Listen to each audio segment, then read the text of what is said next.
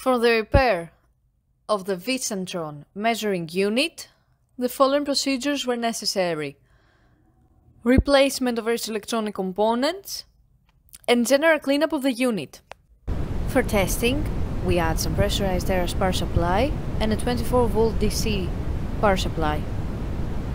For testing, we use the testing kit, and as we cut off the air with the help of the parts, we see that the measuring unit does a scan and performs a run test on its own.